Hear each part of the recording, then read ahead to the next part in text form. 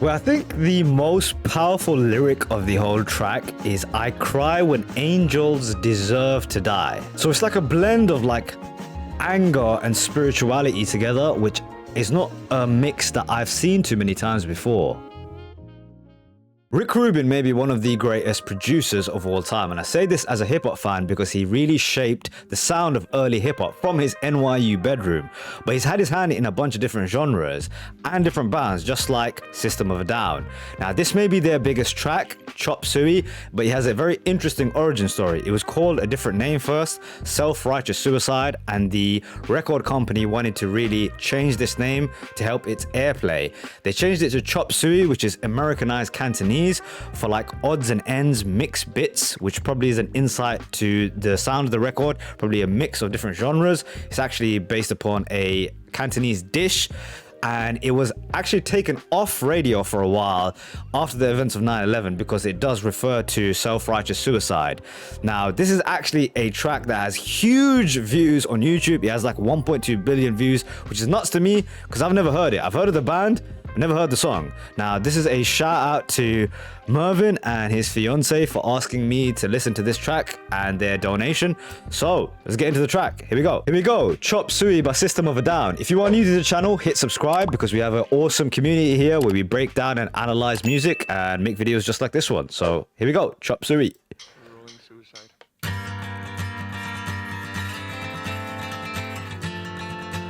Eastern influence for sure.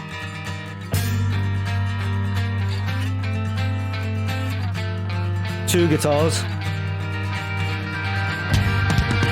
three guitars,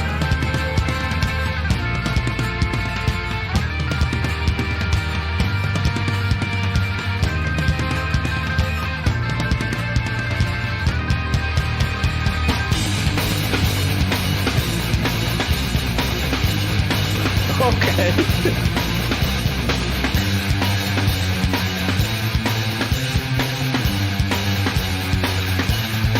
Okay, well, immediately it kind of lives up to that name, the Americanized Cantonese name. You know, Chop Suey, this was translated to being like mixed ends or mixed bits together or something like that. I was reading because it is like a hodgepodge of different genres, right?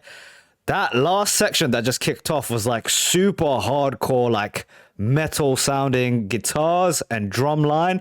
But the early bit had these three guitars that were fantastic. So you had like a very Eastern sounding initial part. You can almost hear the strings rubbing together. I really love that effect.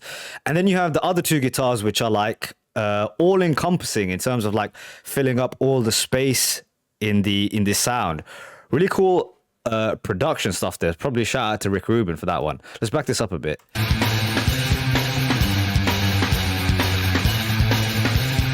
Wake up! Run, rush, and put a little makeup. Have the sense to fade away the shake up. Why'd you leave the keys up on the table?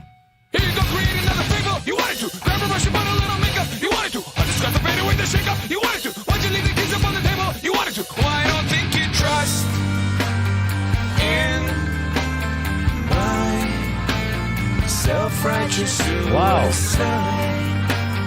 I cry when angels deserve to die.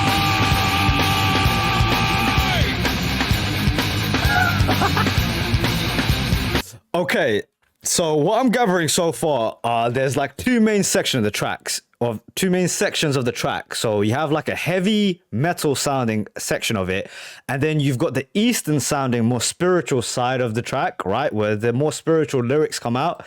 I think that also the super heavy metal side of it brings out this kind of rap style that he has. Really cool. Wake up, grab a that part of the track where he's got this really crazy flow alongside the guitars and the drums, which are really in sync. I love that bit. It goes da da da da da da da da all together, and then you have the story over the top of it, which seems to be pretty deep, dude. He's talking about the idea of creating a fable with the makeup. Go put a brush and put a little makeup. So like creating a fallacy of maybe hiding the scars of like self-harm on someone's arm, I think. Super deep, dude. Let's back this up a bit.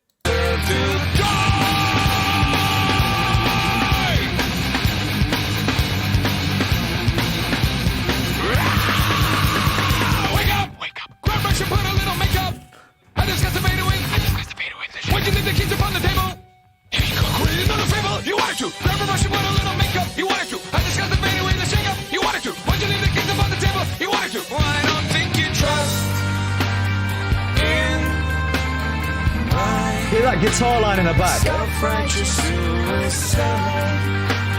I cry when angels deserve to die. And my self-righteous suicide. I cry when angels deserve to die. Hint of keys as well.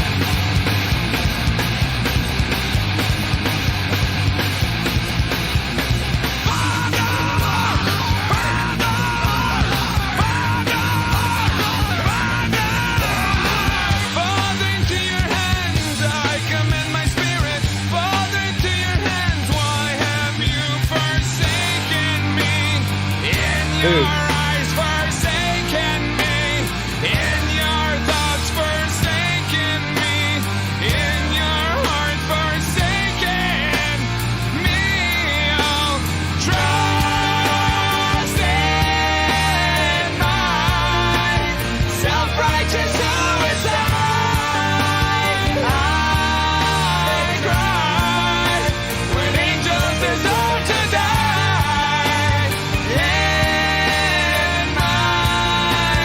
Self-righteous suicide. Why cry when angels deserve to die?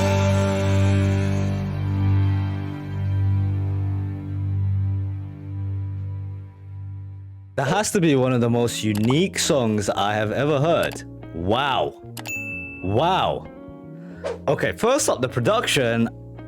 I mean, it makes a lot of sense why it's Rick Rubin. I mean, he's a unbelievable blender of genres. I think whenever he's worked on hip hop, he's done that so fantastically. I think of a track like 99 Problems, which puts together like heavy guitars and drums, and you reunites it with Jay-Z's rap style. You know, I thought that was a fantastic bridge. He did it with Run DMC, or even Beastie Boys too, right? So it makes sense production-wise why Rick Rubin's behind this thing, because it is such a blend of different genres, right? You have this like eastern section of things, which is the chorus, really melodic.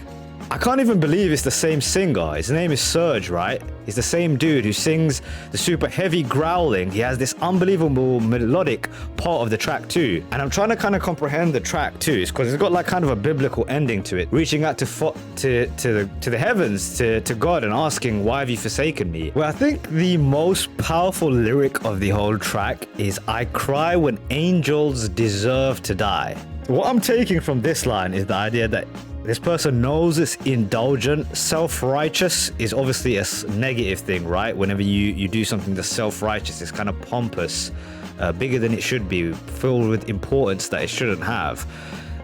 So self-righteous suicide, I cry when angels deserve to die. So then after that comes the idea that this person was right in their death. Interesting lyric. Really interesting two things to be put together. I've never seen this angle being taken in terms of writing. I cry when angels deserve to die. Like it was a good thing that this person passed. Wow. So it's like a blend of like anger and spirituality together, which is not a mix that I've seen too many times before. Dealing with a super deep topic, and then it ignites in the verses full of like kind of rage at the idea of having to live a lie almost, right?